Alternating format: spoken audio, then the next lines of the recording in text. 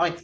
Hi everyone, we're in for a very special treat, especially to all of you guys who are following Ayala Corp, Ayala Land, BPI, Globe, IMI, and all of the stocks in the group of companies. We have the CFO of the Ayala Corporation, TG Limcaoco, in the podcast joining us today. So, hello TG. Well, thank you for joining us. Hey Marvin, happy to be here. Happy to work with you and talk to your audience about where we're going in this crisis. Okay, before I begin with my questions, no, how are you? How's the family in the midst of this new normal that we're experiencing? We're actually thankfully, thank God, everything is fine. We're all healthy, but we have been working from home Mm-hmm. since March 16. Mm-hmm. I'm not as young as I look, Marv. So I've I have three kids. They've all finished college, and Whoa. we're fortunate enough that they went.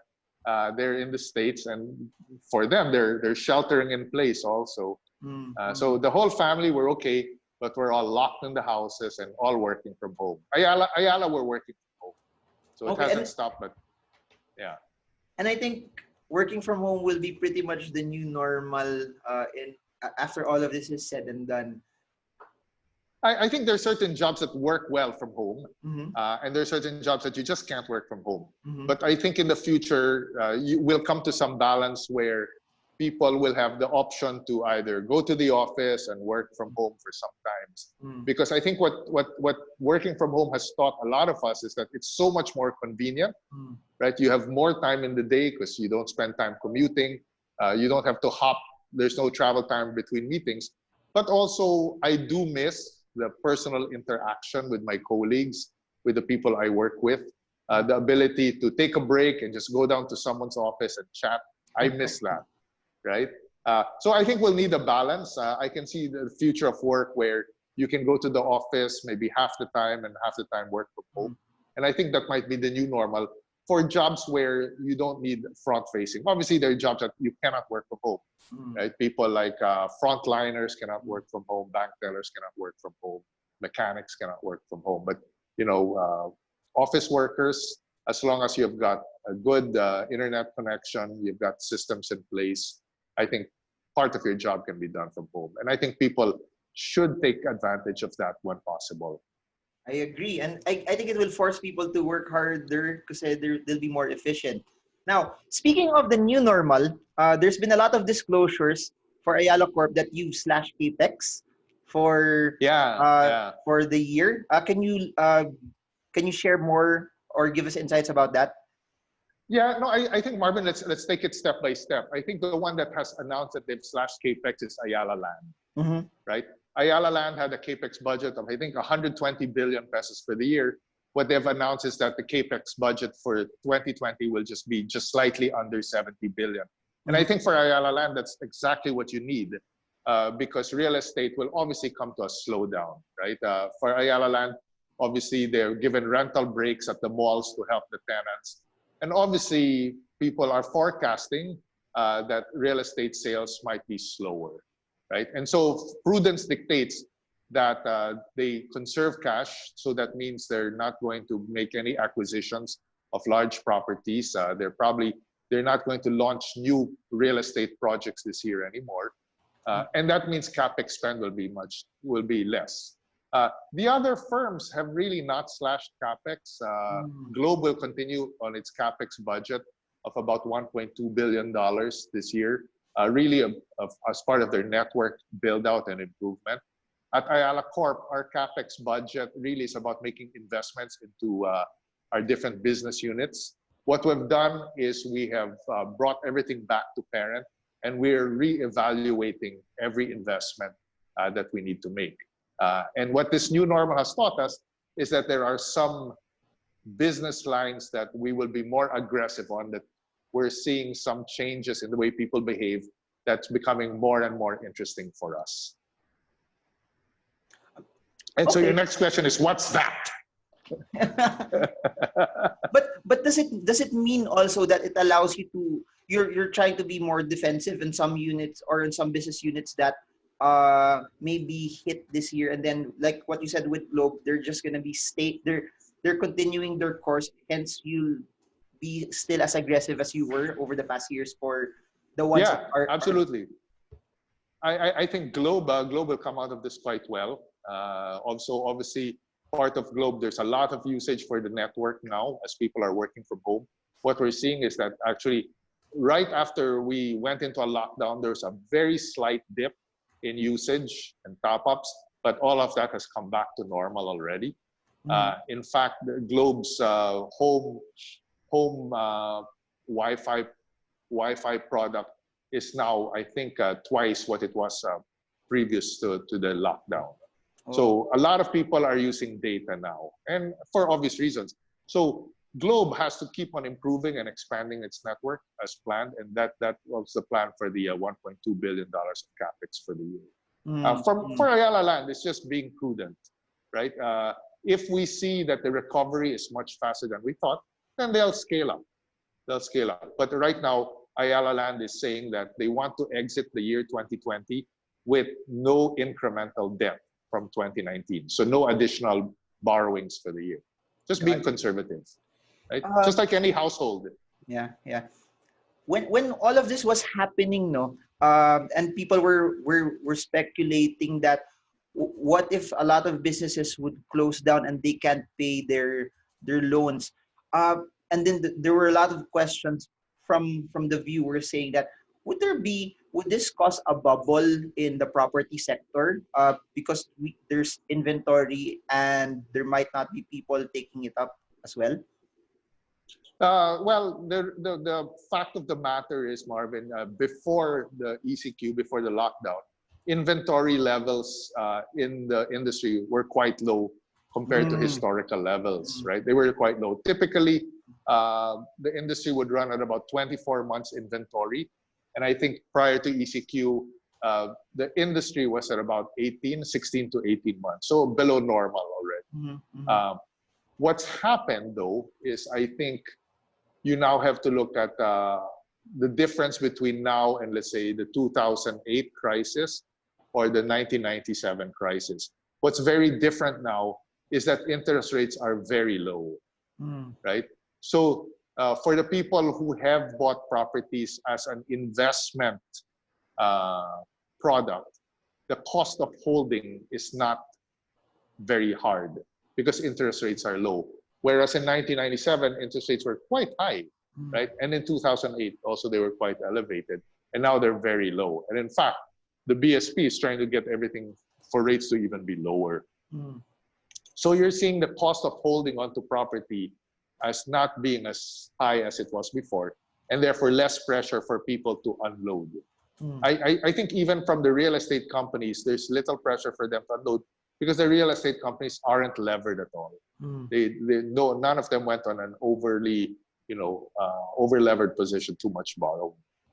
Clearly, I think the market might be soft, but that doesn't necessarily mean a dramatic fall in prices. Okay. So to everyone watching, we're very, very far from what everyone's scared of, that there's a big crash or there's a bubble coming in also, or that may possibly happen. In terms of Ayala Corp, you mentioned about your capex. How do you see growth naman 2021, 2022 with all of this being factored in? Because everyone, no one at the end of 2019 expected this to happen. No one at the end of 2019 would have made the forecast that 90% of the economy would be closed at some point in 2020. Yeah, no, all the economists are still arguing what 2020 will look like, right? I've seen forecasts where people are saying 2020 will be -1%, -2% growth. I've seen forecasts that are saying it's going to be -7.5%, -10%. So it's all over the place. I think what we need to be very watchful about is how quickly do we recover? Because the drop in growth can be very sharp this year, but the recovery next year can also be quite strong. So if I've seen one forecast where they said this year it will drop 7%, but next year it will go up 5%. But I would caution every investor that a drop of 7% this year and a rise of 5% next year means next year we're not even at the level of 2019. That's because -7 + 5 doesn't get you back to zero. We're still below 2019. So I think people just have to be very aware of that we're probably not going to get back to our 2022 levels, to the 2019 levels until about 2022. Right? Got it. For many reasons, remittances could be down.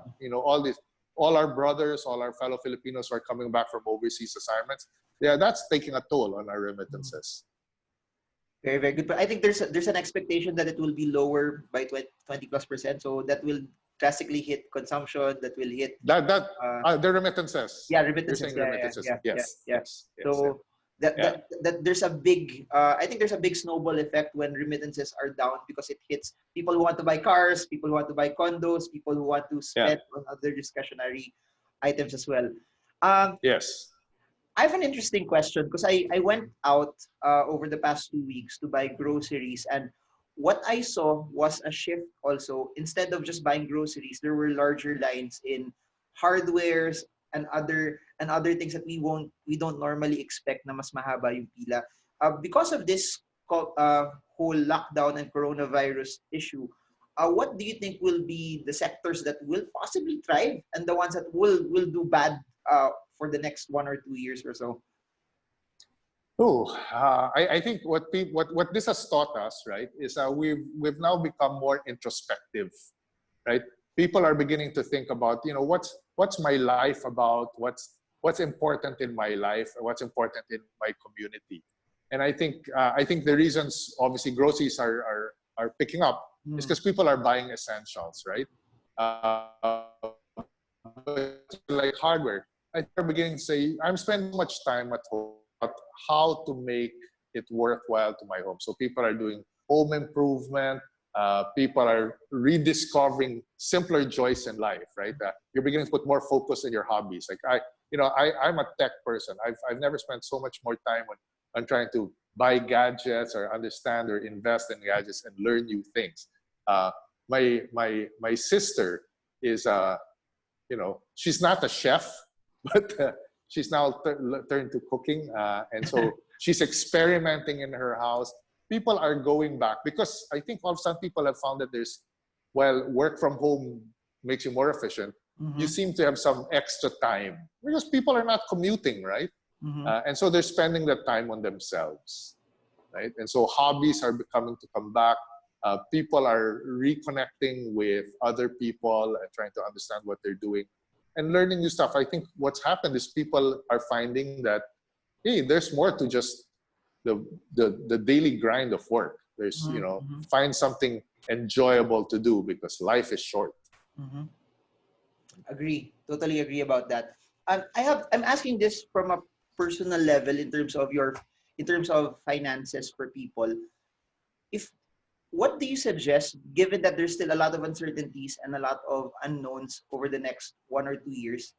Do you recommend that people try to at least save as much as they can right now first, given that there's an uncertain, we're still in the midst of uncertain times? But yung kabaliktad naman doon, if they try to save a lot, they don't spend, and the economy will become slower also.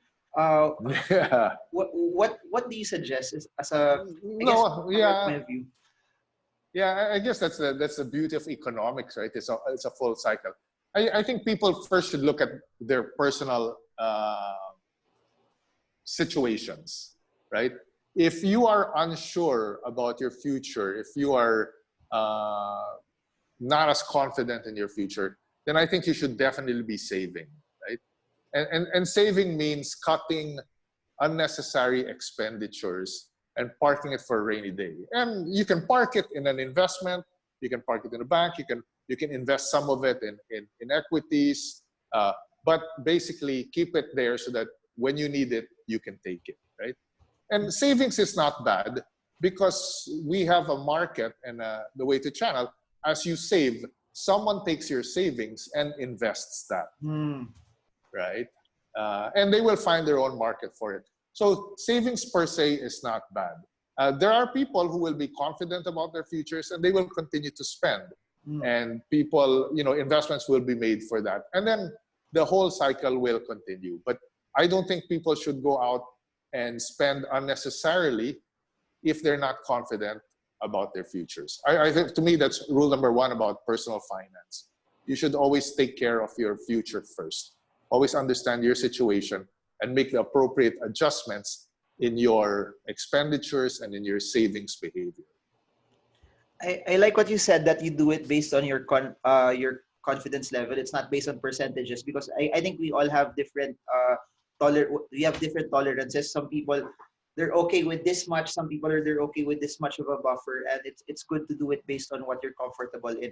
We talked about Globe and we talked about Ayala. Since you mentioned about savings and you mentioned about banks, any insight on BPI, how they are in this whole pandemic as well?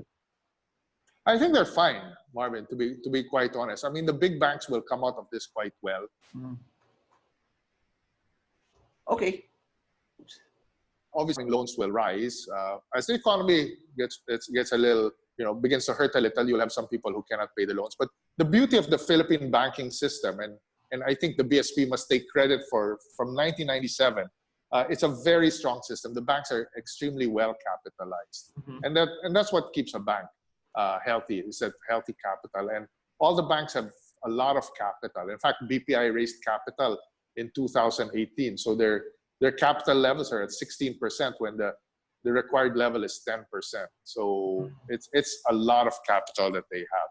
And obviously, during any crisis, confidence shifts, right, to the bigger banks. So BPI, BDO, Metro Bank, they'll all do really well. All the major banks should come out of this okay. I totally agree with what you said about BSP. I think they're one of the best central banks in the world. The way they have super. been, the way they have been implementing those policies. I have a question. Also, we talked about this offline before this video, that this is the future. Anything that can be sold or streamed from the internet or from your phones, I think will do very, very well. What's your take on how BPI and Globe will handle fintech or anything related to digital transactions? It's interesting, Marvin, because at Ayala and the group, we're big believers in fintech, right? And we have two products. We actually have two fintech plays. Obviously, BPI has invested a lot of money in the last 3 years in upgrading their technology. So when you look at BPI's platform, their EOL, their mobile EOL, it's a very good platform today. Sure, we had some issues maybe a year and a half ago, but that's part of our upgrade. Today, I think it's the most stable platform around. On the other hand, we also have GCash under Globe, which, when you think about it, it's like they're competing. Right? But we've purposely said that because people have different needs and different desires what they want, right? I think there are people who believe in the BPI platform because of the BPI name and how it links to their bank account. And yet GCash gives you something that's extremely convenient because of its link to many merchants, its ability to transfer to anyone by phone number. Although you can do the same in BPI, right? You just have to give the bank account of someone else. But again, it's a different mindset. But what's interesting for us is that because the two are both part of our group, there's great cooperation between the two. So it's very easy to move money between BPI and GCash and back and forth. And that has made clearly BPI and GCash the number one and number two financial apps in the country, according to App Annie, because of just that ability and the ease of use. And I think they'll still compete on trying to get usage, but there will be people who will use one for this and one for the other, and it's just a question of what you want to do with it. And I think you can coexist, and these two will just come up with more and more use cases. And there's nothing wrong with having 2 or 3 apps on your phone to manage your money. Agree. And what I like about GCash is it taps a large demographic that don't have bank accounts, but they have SIM cards. Yes. And absolutely, it gives them access na before hindi sila nakabook ng airline ticket. Now suddenly, because they have GCash, they have the ability to transact also online. Yeah. No, it's GCash is a wonderful product. because of the lack of because of regulations and KYC issues, the amounts cannot be very big, right? But for most Filipinos, it's sufficient, right? The ability to purchase. And then the last thing we need to do is the ability to move money into GCash.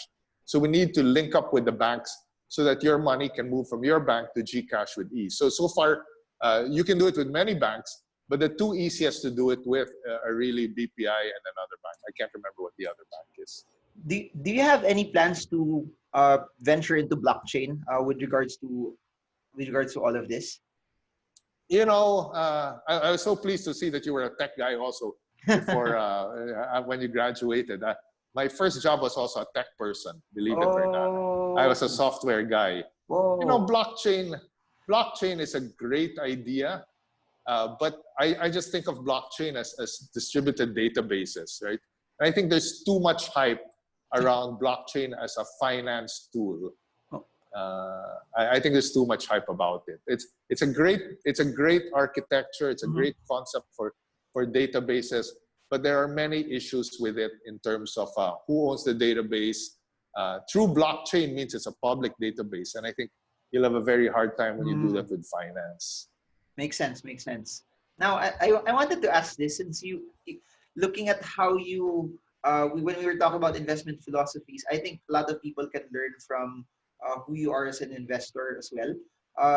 My question is this: if you were a person in your 30s, and given that there's still uncertainty right now, would you be a person that would invest when there's a lot of fear, knowing that it will recover, or would it be better to wait it out until all of that fear and uncertainty is gone and then you come in? I guess the pros and cons is you come in when there's a lot of uncertainty, it's cheaper. When you come in when there's no more uncertainty, again, there's no fear, but you're buying it at a higher price. What do you prefer? Well, people always say you buy when there's blood on the streets, right? But I would like to say, again, okay, so we've said you're in your 30s, right? But I think there's also a difference, right? You have also, are you married? Are you single? Do you have kids? Right? Okay. What's your thinking for your kids? I've always thought about it when I used to work at BPI and investors would come to me. I would say, what are you saving for? What are you investing for, right? And most of them would say, oh, I'm investing so that my kids can go to college, right? And okay, so how much money do you think you need to have by the time your kid is 18 when your kid is going to college? And what is the downside if you don't have that money, right? So do you want your kids to go to college in the States? Do you want your kids to go to college in this school or this school or this school? And so what's the downside? If you don't meet it, are you okay that they go here or don't go to college? And I think that's what people have to understand. What is the downside? So to answer your question, if I was single, no kids, I would be buying everything today. Wow, okay. Right? But because you're just looking out for your own self, right? So you take all your spare cash because you have a job, you're confident, you can survive. Your spare cash, you invest because blood is in the streets. I'm confident that the economy comes back, right?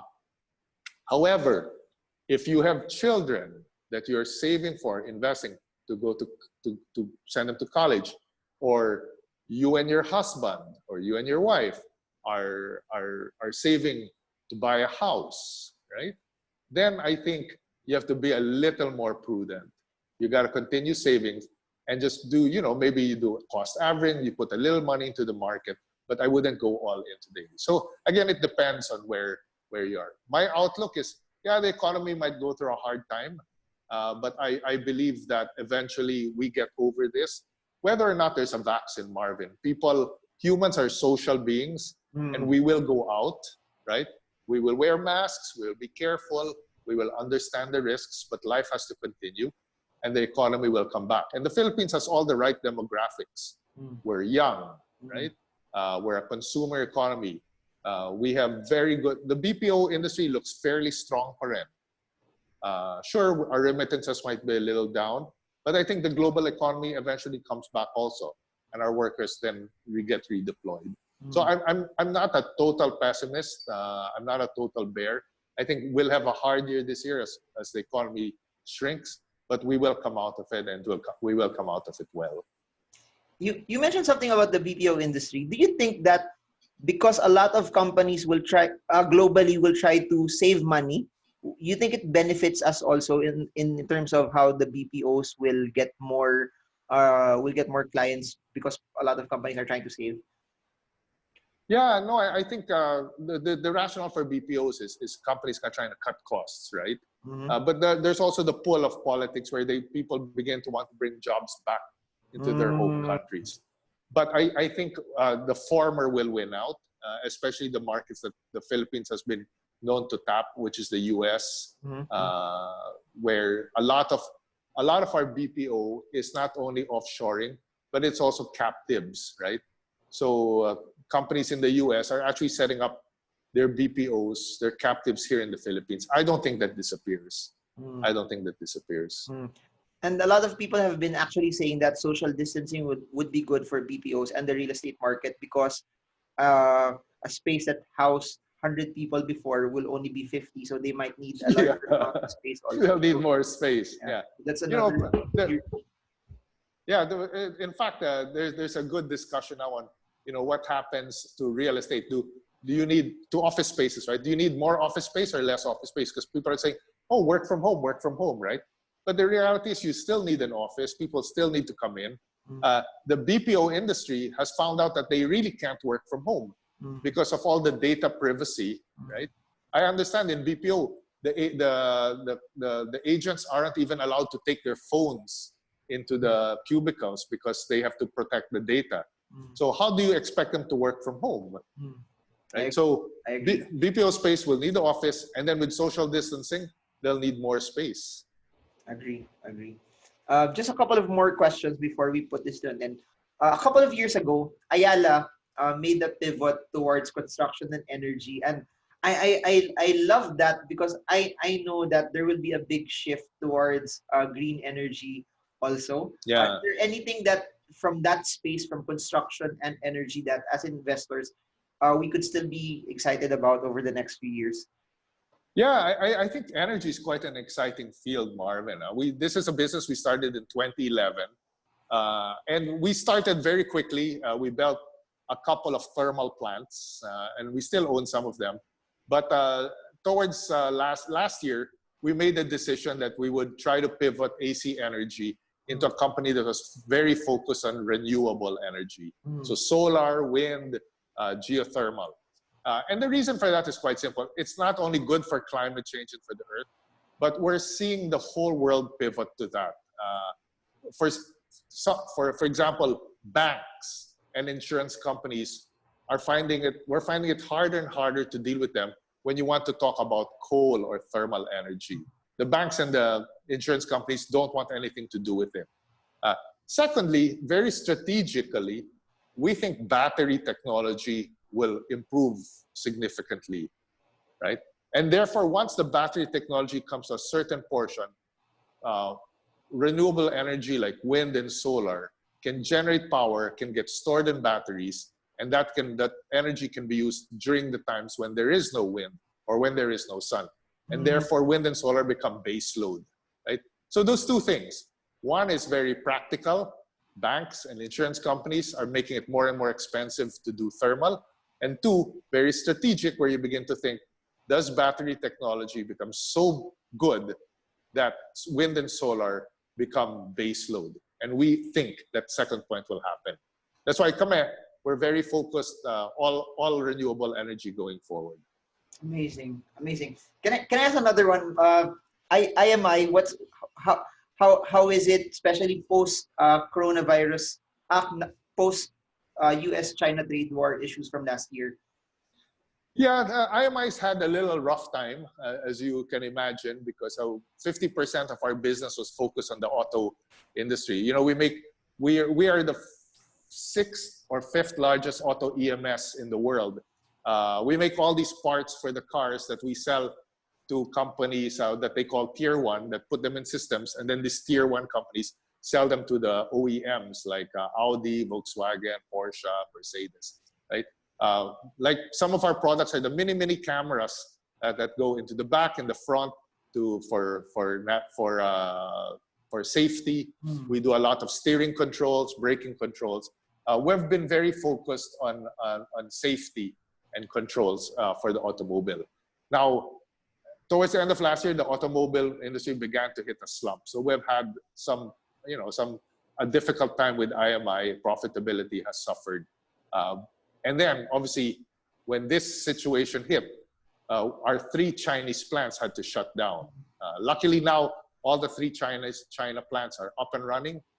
They're producing not only auto parts for China, but also telecom parts, 5G for China. Our Philippine plant under the ECQ and the MECQ were shut down. We're beginning to reopen. Our Mexico plant is closed, and obviously automobile demand remains soft.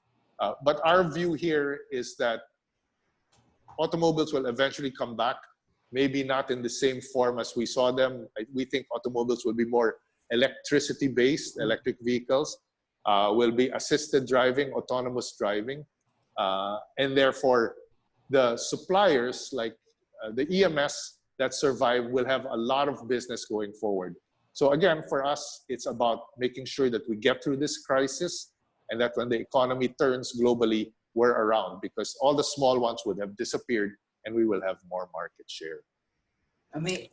Amazing.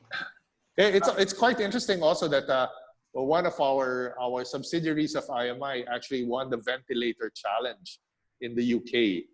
So they're now producing ventilators with a consortium that the NHS, the National Health Service in the UK, will be using. So quite a feat of engineering for a subsidiary of a Philippine company to be part of the winner of the ventilator challenge in the UK. And I think things like that, those that learn how to innovate and pivot in times like this, will be the ones who will come out running faster also. Those that get and find new ways of revenue. As I say, what you like to invest in is you need to invest in companies that are innovative, companies that have a good brand, companies that you know will survive. Because I think in a time like this, it's not about earnings, right?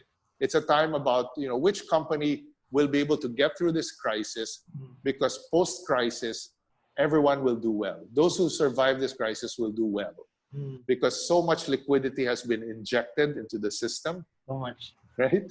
Yeah. So you just need to find the companies that will survive, and the companies that survive are the companies that you, as an investor, want to deal with, that you have faith in. That being said, I would ask these questions to everyone who would come into this podcast. But if you were the person who would lose everything from this, because I've seen a lot of SMEs had zero sales throughout this lockdown, and if it was you, how would you recover? How would you pick up the pieces and then turn things around in your finances? So some examples there. We have some photographers. We have some brick and mortar businesses that literally didn't earn a lot, and some of them might have to close down after this. If it was you in that position, what would you do? Yeah, that's a tough one, Marvin. Rule number 1 always is realize that in your life there will be setbacks. Right? There will be setbacks. I've had setbacks in my life. From every setback, you must learn from it. What went wrong? What would you have done differently? What could you have done differently? Right? Could you have foreseen it? I'll be the first to say, this crisis, no one could have foreseen it, right? But now that we're in it, right, look back and say, what could you have done differently? Could we have been more prudent about our spending back in March or in April, right? As an entrepreneur, I think, who goes through a rough time, you need to pick up your pieces. Don't give up. Come back. This economy will come back. Take whatever savings you have. Make sure your family's comfortable first. But then as the economy opens up, go back to your passion. Go back to your business. If you were doing well before, I guarantee you will do well when it opens up. Because people reward good work, good quality. Just do good work, right? And it will come back. Don't give up. I think one of the things that people will learn now is maybe don't borrow too much, right? Leverage is good to a certain extent, but in a time like this, it's best to be conservative, right? Make sure that when you borrow, it's an amount that you know you can repay when it's due. Never assume that you can roll over the loan, right? And that's why consumer loans are good, because consumer loans force you to pay every month to settle, right? But I think what it is stick to your passion. If you're an entrepreneur, stick to your passion. Do what excites you, because what excites you, you always do well, and you're always rewarded for doing a good job. Amazing. Just to put this to an end, any final words to investors watching this? Anything that you would want to leave with them before we end? I think, Marvin, I follow you. I watch your videos. I like your audience. They're an intelligent audience. I think let's not give up on our economy, on our country. We're a young country, so that's good for demographics. We had a strong economy before this crisis. Yes, we will get a hit, but we will come back strong, right? We're a consumer-driven economy where our people are more educated than they've ever been before, right? The demographics are good. I think starting next year, we will have more people of working age than below working age and above working age. So all of a sudden, for the first time in many generations, we will have more people of working age than of not working age. So that's good for the economy. So as an investor, right, I would slowly be very careful. I would be investing in the market, and that's why I like your series and your YouTube channel, is because you stick to fundamentals, right? People should look at the fundamentals of each company. Look at the numbers. Don't get carried away by big moves in the market, by this day in and day trading. If you are investing in the market to build up a nest egg and for true investments, study the numbers, look at the fundamentals, deal with companies that you personally will buy their products, right? Because you have to find the companies that will be around 5 years from now. Because the companies that will be around 5 years from now are companies that will make a lot of money for you if you invest in them today. Amazing. That's my investment philosophy. That's amazing, my investment amazing. philosophy. That's why just so you guys know, I'm a big fan of Ayala Corp. And the reason why Ayala Corp is so good, their subsidiaries are so good, they're made up of amazing people. Like No, you're too kind, Marvin. No, I think to the credit of my boss, the philosophy behind Ayala Corp is they take care of everyone around. Not only the employees, they make sure that suppliers and customers are treated fairly, shareholders are treated fairly, and I'm a big believer in sustainability, and I have a big belief that if you're only running the company for the next quarter or the next year, you're not going to do well, right? You have to run the company for the next 25 years. Amazing. You have to say, what will make me survive the next 25 years, right? If it means I have, for example, this is why Ayala Land was the first one to say rental waiver for our malls, right? Because for them, they said, if we charge all our tenants in our malls rent, they will go under, right? And they will leave the mall. We cannot replace them because who's going to go into the mall? The mall will deteriorate because there'll be no tenants, and it will be bad for everyone. So Ayala Land said, if you're not open, no rent during ECQ or MECQ. Today, if you're not open in Ayala malls, no rent. If you're open, it's percentage of rent. So it's really working together. Wow. Because that's the only way you survive 25 years, 50 years. Amazing, amazing. Right? You're too kind, Marvin. But congratulations also for what you guys do, what you do. Thank you. And thank you so much for the time. I know that time is very, very important, and thank you for sharing your principles. And I hope that to all of you watching, you got a lot from this, and feel free to rewatch it. So I hope it helps you, and that's the main goal of why we do videos like this. We get different stories, different principles, different strategies that it helps you in the way you invest. And thank you so much, TG, for being part of this vlog, this podcast, and to everyone. I hope this video helps you trade well, trade strong, trade smart. See you all again soon, and God bless you all. Thanks, Marvin. And we're